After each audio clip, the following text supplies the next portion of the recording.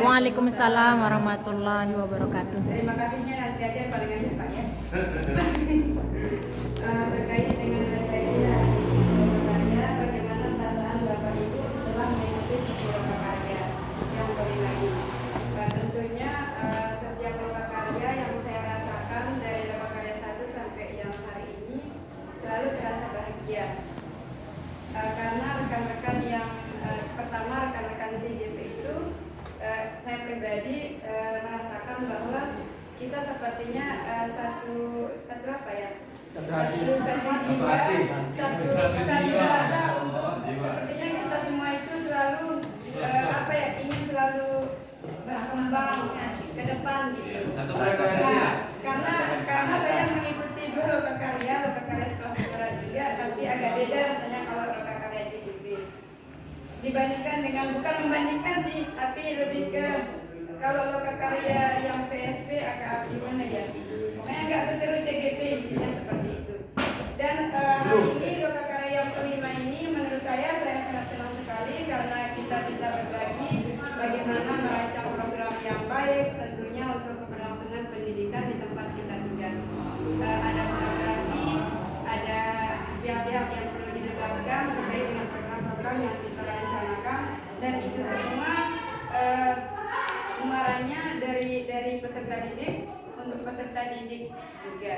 Dan untuk yang kedua, apa saja yang pernah Bapak Ibu pelajari seperti yang dikatakan Ibu Kak Ros. Seperti yang dikatakan Kak Ros tadi, banyak sekali yang kita dapat di sini dalam menyusun program yang berdampak pada murid itu. Salah satunya kita bisa melihat kemampuan kita sebagai pendidik dalam merancang program tentunya.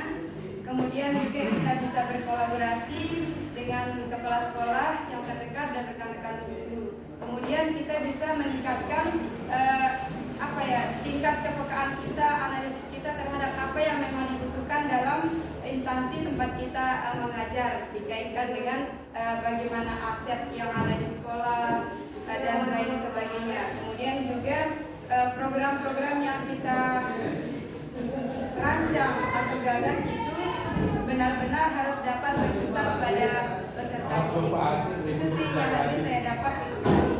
Kemudian bagaimana saya menerapkan pembelajaran tersebut di sekolah.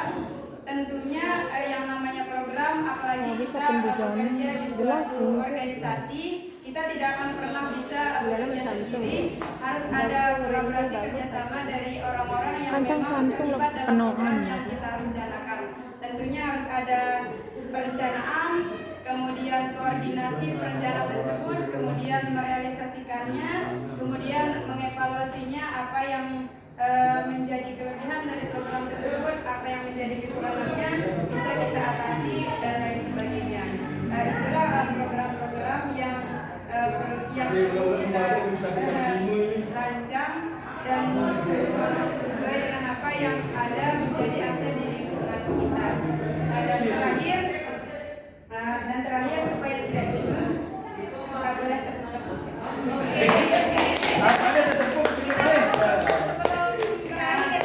Tepuk 1, tepuk 2, tepuk 3, tepuk 4, tepuk 1, 2, 3, 4, 5.